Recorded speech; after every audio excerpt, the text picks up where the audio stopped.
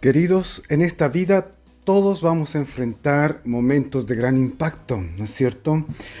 A veces suceden cosas inesperadas, eventos que cambian nuestras vidas. Por ejemplo, el que recibe una notificación de que lo están despidiendo de su trabajo súbitamente, o las noticias de la grave enfermedad de un ser querido, o incluso el fallecimiento de alguien, o el divorcio de nuestros padres. A veces pasan este tipo de cosas que son un impacto profundo y cambian todas nuestras vidas, como el que se entera, por ejemplo, que su pareja le ha sido infiel. Y estos cambios pueden ser muy dolorosos. Estos cambios pueden venir con tanta incertidumbre. Y en esos momentos nos preguntamos, ¿qué voy a hacer? ¿Qué vamos a hacer? ¿A dónde iremos? Esos momentos son muy difíciles, ¿no es cierto? Hoy vamos a comenzar una serie de enseñanzas del libro de Josué y el pasaje que estamos leyendo nos presenta uno de esos momentos cruciales para la vida de Israel. Uno de esos momentos donde viene una noticia y cae como bomba. Así que quiero invitarte a que viajemos en el pasado, en el tiempo al pasado y nos pongamos en las sandalias de un israelita. Ellos habían salido de Egipto, donde habían estado y habían sido esclavos por 400 años.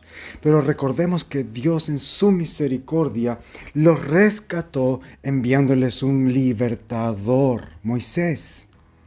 Y bajo el liderazgo de Moisés, ellos salieron de Egipto, cruzaron el Mar Rojo y fueron a Canaán, la tierra prometida. Esta era una tierra que Dios les había prometido a sus ancestros muchísimos años atrás. Pero Israel no ingresó en esta tierra inmediatamente después de haber salido de Egipto, sino que estuvo 40 años deambulando en el desierto. ¿Recuerdan esto? Lo estudiamos en el libro de Números. Ellos sí estuvieron a punto de ingresar. De hecho, cuando llegaron al límite de la tierra, Moisés envió a 2 exploradores para hacer un reconocimiento de ese lugar.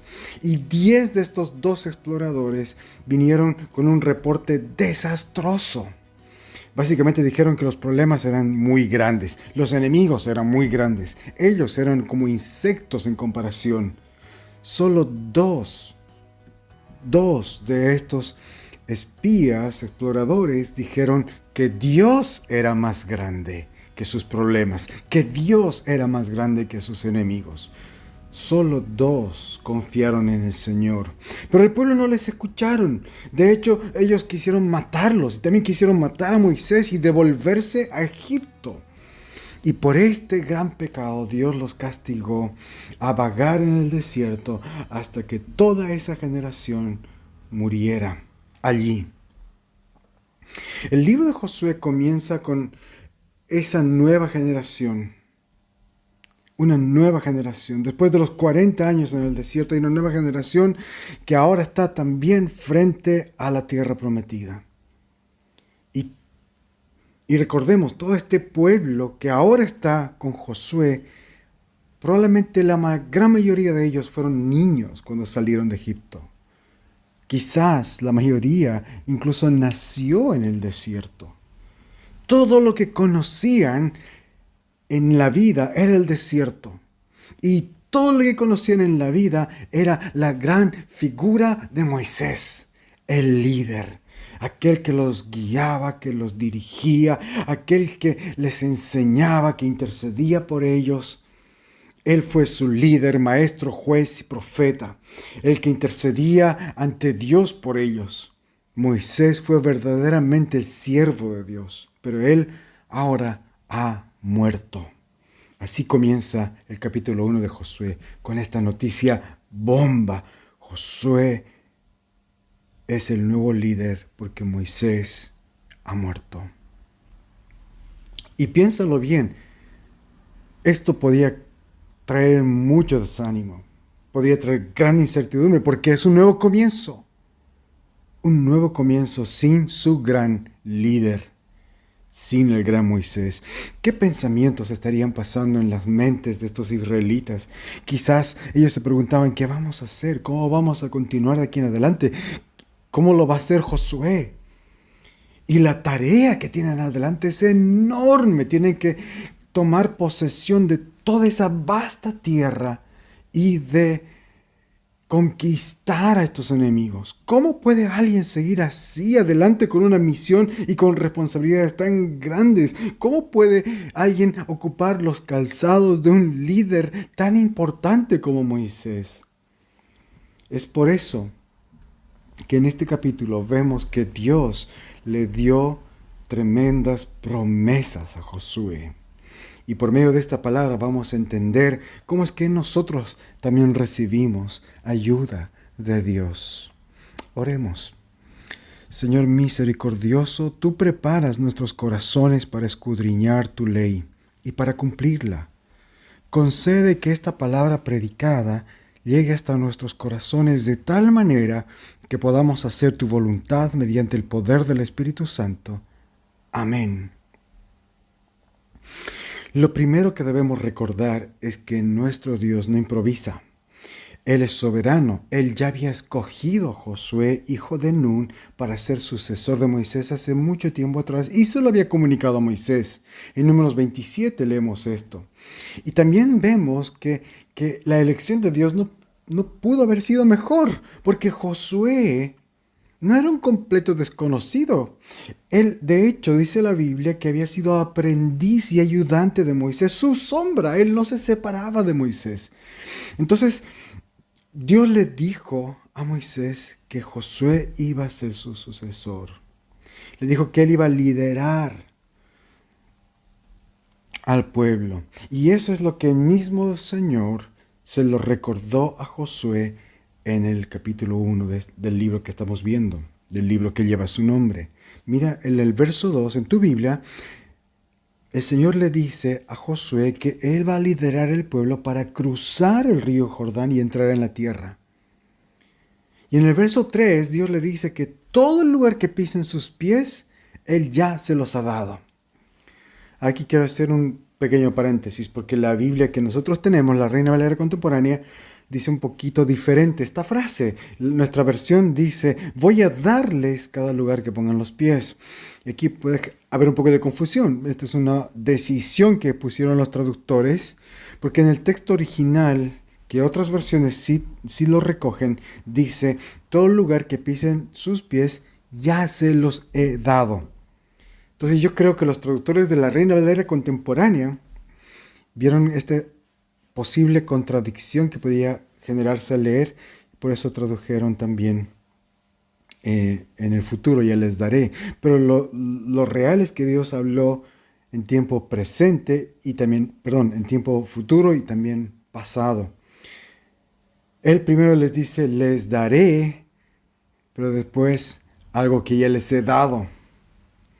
Les daré, habla de futuro, les he dado, habla de pasado. Parece contradictorio, pero no es así. Esto es simple, es una expresión. Lo que Dios está diciendo en el fondo es que Él ya les había concedido la tierra, el derecho les pertenecía a ellos. De hecho, cuando Él dice ya les he dado, Él está hablando de hace 500 años atrás, de los días de Josué, cuando Él habló con Abraham en Génesis 15, en Génesis 12. Ahí es donde Dios les dio, ya les dio el derecho, Él les prometió esa tierra. Pero esa tierra no va a ser suya efectivamente hasta que la ocupen. Y en ese otro sentido, es que todavía no la han ocupado, en ese otro sentido Él les dice, les daré. Entonces Dios está hablando en estas dos dinámicas. Les daré lo que ya les he dado. Y eso es muy interesante. Dios está diciendo, esto ya es suyo, pero ustedes tienen que hacer algo al respecto.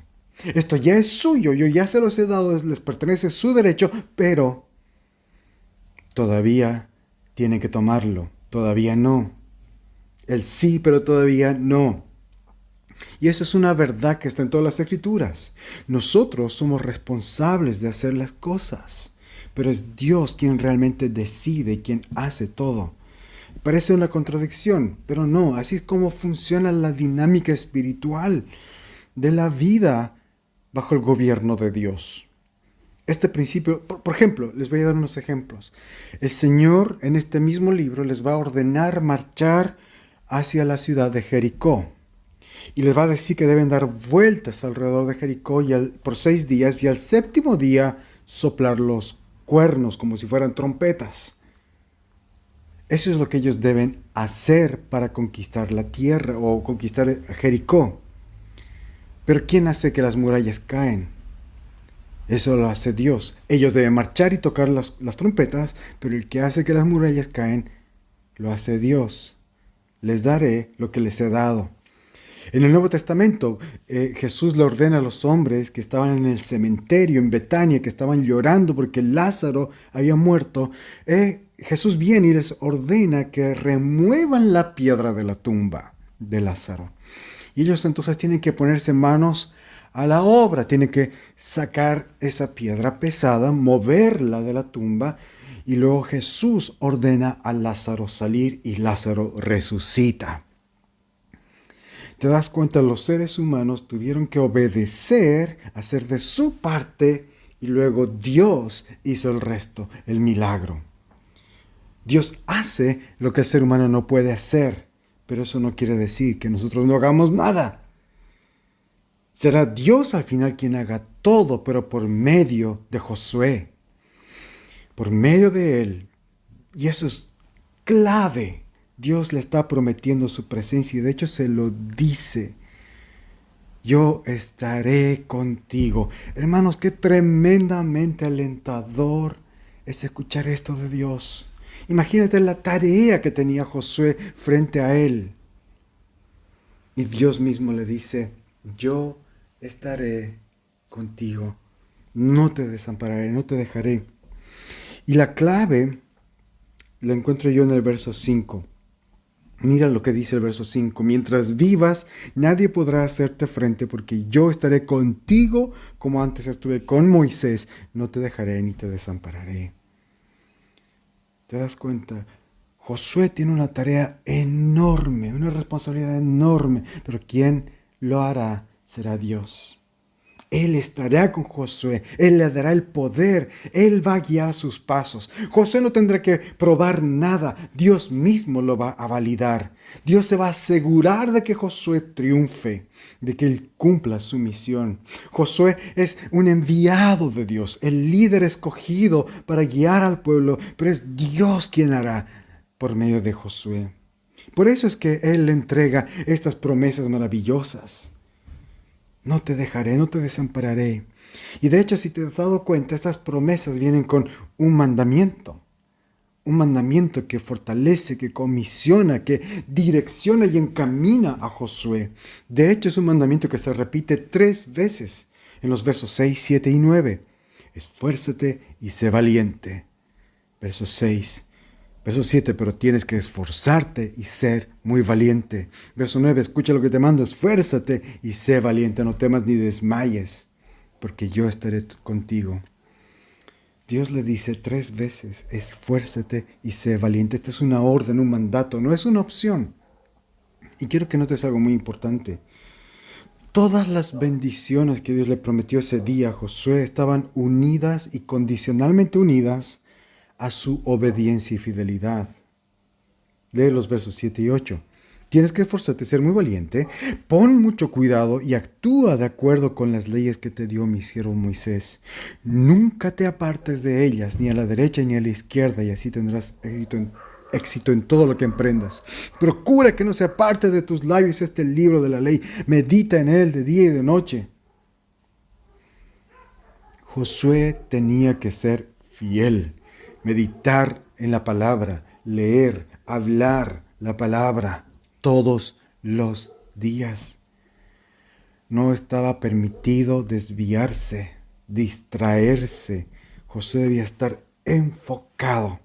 La Biblia debería ser el centro de su vida.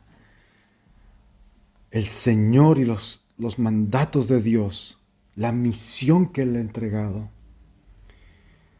¿Sabes qué? me he dado cuenta que este es uno de los versos quizás más abusados del Antiguo Testamento. Uno de los versos. ¿Por qué? Porque generalmente los cristianos leemos estos versos que fueron escritos para Josué originalmente y lo aplicamos directamente a nosotros. Nos gusta esa parte de estaré siempre contigo, te fortaleceré, siempre triunfarás, nadie podrá hacerte frente, te prosperaré. Esa es parte de las promesas, nos encanta y cuando leo esto pienso que es un mensaje directo para mí. Nos gustan esas bendiciones. Pero ¿qué hacemos con los mandamientos que vienen junto con estas bendiciones, que de hecho son condicionantes para recibir las bendiciones? ¿Qué hacemos con esto que dice, actúa de acuerdo a la ley, nunca te apartes de la ley, ni a la derecha ni a la izquierda? Que nunca se aparte de tus labios este libro. Medita en él de día y de noche. Hermanos, yo no estoy meditando la palabra así. Creo, y no sé si alguien aquí medita en las escrituras de día y de noche. Es más, yo creo que a la mayoría de nosotros a veces nos afligen pensamientos de preocupación. ¿Qué es lo que nos quita el sueño en las noches? Nos pasamos despiertos porque estamos meditando, leyendo, estudiando la palabra. Entonces, si bien me gustan las bendiciones, no me gusta la otra parte. Y tenemos que ser muy cuidadosos, hermanos, porque eso es algo muy general, muy común que pasa en muchos cristianos y también me ha pasado a mí, que con esta actitud de que lo que leo y me gusta, eso es para mí, lo que estoy haciendo es cortar las escrituras, escoger la parte bonita para mí. Y eso es peligroso. Las más grandes herejías en la historia de la iglesia han comenzado con esto. Con hombres que han leído la Biblia y que han escogido partes que les ha gustado o han enfatizado solo algunas partes. Entonces, ¿cómo leer este pasaje? ¿Cómo interpretarlo? ¿Queda como un lindo relato de la antigüedad nomás? ¿Como algo que Dios le dijo a Josué y que no tiene nada que ver conmigo? No. Pero tampoco debemos aplicarlo como una promesa directamente a nosotros. ¿O sí? Nosotros tenemos que ser fuertes y esforzados porque vamos a poseer una tierra. ¿O cuál es la tierra que vamos a poseer? ¿Cuáles son los enemigos de Dios que debemos derrotar? ¿Cómo es que vamos a alcanzar cumplir con estos requisitos para recibir bendición de estar leyendo la Biblia, meditando? ¿Qué pasa si fallamos? Entonces, ¿cómo estas promesas se aplican a mí? ¿Hay otra forma de leer este pasaje? Y creo que sí. Creo que sí. Creo que este pasaje no se cumple finalmente en nosotros. Creo que el relato de Josué y también de todo el Antiguo Testamento y de toda la Biblia no está para presentar un cuadro de mí o de ti o del cristiano, sino creo que toda la Biblia está presentando un cuadro de otro Josué, de otro Josué. Recuerda lo que dijo el apóstol Pablo en 2 Corintios 1:20. Pablo escribió estas palabras: todas las promesas de Dios se cumplieron en Cristo, con un resonante sí. Todas las profecías, todas las promesas tienen su cumplimiento, su sí y su amén en Cristo. Lucas registra un episodio maravilloso. El día en que Jesús resucitó, 2 de sus discípulos estaban muy confundidos y llorando, tristes, llenos de miedo, caminando hacia una aldea que se llamaba Emaús. Y Lucas dice que Jesús resucitado se apareció delante de ellos. Y ellos no lo reconocieron. Y como estaban tan tristes, Él les preguntó, ¿por qué están tristes? Y ellos le dijeron, ¿acaso no te has enterado que murió Jesús, el que creíamos que era el Mesías. Entonces el Señor les respondió estas palabras: ¿acaso no era necesario que el Cristo padeciera todas estas cosas? Era necesario, les dijo Jesús. Y luego les dijo luego Lucas dice, y que esa noche, partiendo de los libros que escribió Moisés, siguiendo por todos los profetas, todo el Antiguo Testamento, comenzó a explicarles los pasajes de las Escrituras que hablaban de él. Lucas 24-27. Jesús les mostró aquellos pasajes del Antiguo Testamento que hablaban de él. Las Escrituras hablan de Jesús. Él es el protagonista de la Biblia, no nosotros. Entonces, cada vez que ves estas promesas hechas a Josué o a David, estas cosas maravillosas que generalmente nos gusta pensar, esto es para mí, no te las saltes. Sí, nos habla a nosotros, nos bendice a nosotros, pero primero en Cristo. Si tú no estás en Cristo, esas promesas no tienen ninguna relevancia para ti. Esas promesas se cumplen en Cristo, apuntan a Cristo, son para Él. Y Él en su misericordia las aplica a su iglesia. Pero ahí vamos. Entonces, ¿cómo entender estas promesas? Hay otro detalle que es importantísimo y que quiero hablar ahora, como introducción al libro de Josué. Hay una pista hermosa en este libro para interpretar el mismo libro. Y creo yo que está en el mismo nombre del libro, el nombre de Josué. ¿Sabías que Josué quiere decir el Señor salva? Eso significa Josué. De hecho, en Números 13 nos enteramos que este hombre, el sucesor de Moisés, no se llamaba de hecho Josué. Su nombre de nacimiento era Oseas. Busca Números 13:16 más tarde en tu Biblia. Ahí sale su nombre, Oseas, hijo de Nun, a quien Moisés, dice ahí, le puso por nombre Josué. Oseas significa salvación. Y por alguna razón, inspirado por el Espíritu Santo, Moisés le cambió de nombre. Moisés le puso Josué, de Oseas a Josué, que quiere decir Dios salva, el Señor salva. Entonces, de salvación a el Señor salva. Y en el Nuevo Testamento un ángel se apareció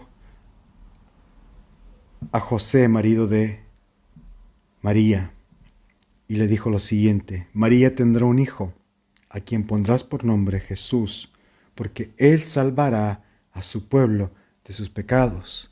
Porque Jesús quiere decir el Señor salva. ¿Te das cuenta qué es lo que estoy diciendo? Josué y Jesús significan lo mismo, porque Josué y Jesús son la misma palabra, el mismo nombre. Josué está escrito en hebreo y Jesús en griego. Entonces, cuando Dios le dice a Josué, hijo de Nun, esfuérzate y sé valiente, porque su misión es grande, porque Él va a salvar a su pueblo, va a llevar a su pueblo a la tierra prometida, va a derrotar a los enemigos de Israel y los va a cuidar y gobernar en el temor del Señor. ¿Te das cuenta a quién realmente está apuntando este hombre? El personaje histórico de Josué está apuntando al personaje histórico real de Jesús, el Hijo de Dios. Jesús es el Josué más grande, el que verdaderamente salvará a su pueblo, lo llevará al lugar de reposo, a la tierra que Dios les ha prometido. Queridos, el Señor le dijo a Josué que su presencia y su bendición estarían siempre con él si es que él era fiel, si se esforzaba, si era valiente, si vivía una vida saturada de la palabra de Dios y comprometido con la palabra de Dios. Dios esperaba eso de Josué y también de Israel. Pero el único que realmente vivió una vida así de ejemplar, es el gran Josué del Nuevo Testamento, Jesucristo. Entonces, ¿cómo es que nosotros nos vemos en este pasaje? Nosotros podemos esforzarnos y ser valientes, llegar y amar la palabra de Dios, meditar en ella de día y de noche. Pero nunca vamos a ser constantes, perfectos y enteramente fieles. Habrán días en que el cansancio, el temor, la ansiedad nos van a superar. Habrán otros días en que los pensamientos del mundo, las preocupaciones del mundo, nuestros propios miedos van a estar más en nuestras mentes que la palabra de Dios. Incluso van a haber días en los que quizás hasta lleguemos a dudar de la presencia de Dios en nuestras vidas. Pero Jesús no. Él nunca dudó. Él siempre fue fiel. Entonces, ¿qué debemos hacer nosotros? En Marcos 9 encuentro un relato poderosísimo. Quiero terminar con esto. Un padre fue a hablar con Jesús desesperado, porque tenía un hijo que estaba endemoniado. Y este demonio atacaba a su hijo y hace tiempo que quería matarlo. De hecho, dice la Biblia que lo arrojaba al fuego o intentaba que este niño se ahogue. Lo estaba buscando matar. Imagina la desesperación de este padre. Así que fue donde Jesús, él escuchó que Jesús estaba por ahí cerca y él había escuchado que Jesús tenía poder sobre los demonios. Así que fue a buscar a Jesús. Pero cuando llegó ahí, se enteró de que él no estaba, que Jesús había subido a un monte con 3 de sus discípulos, al monte de la transfiguración, de hecho. Así que a este padre no le quedó más remedio que conformarse con los discípulos y pedirle a ellos ayuda. Pero los discípulos no pudieron exorcizar el demonio de su hijo. Y cuando Jesús descendió del monte, este hombre, desesperado, le pidió si él podría hacer lo que los discípulos no habían podido hacer. Y en este momento es donde este hombre hace una confesión, una declaración tremendamente honesta en las Escrituras, que a mí me recontraimpactan. Esto es lo que él le dijo al Señor, porque Jesús le preguntó si es que él creía. Este hombre le dijo estas palabras: creo, ayúdame en mi incredulidad. Algo que parece una contradicción, ¿es cierto? Creo, sí tengo fe, creo en ti, creo que tienes la autoridad. Pero todavía mi hijo sigue mal, sigue endemoniado. Tus discípulos no han podido hacer nada. ¿Tú lo harás? Creo, pero necesito ayuda. Creo, pero mi fe no es suficiente. Creo, pero estoy cansado. Creo, pero he intentado tantas cosas y nada parece lograr el objetivo que anhelo. Queridos hermanos, Dios está buscando este tipo de fe. Una fe sincera, honesta, no fingida. Este padre era un hombre de fe, él creía, pero era débil, como tú y yo. Había pasado por tanto dolor, tantas cosas habían intentado, nada había resultado. Así que confesó con dolor, pero con honestidad: creo, pero necesito tu ayuda. Hermanos, esta es también nuestra oración. Esta debe ser nuestra confesión. Nosotros no somos esforzados y valientes como Josué, pero Jesús sí lo es. Por lo tanto, espera en Jesús. Él te fortalecerá. Él te dará el valor. Él te dará las fuerzas. Él hará lo que tú no puedes hacer. Tú haz lo que puedas. Él hará el resto. Esta es la historia de un nuevo comienzo para el pueblo de Dios después de que Moisés murió.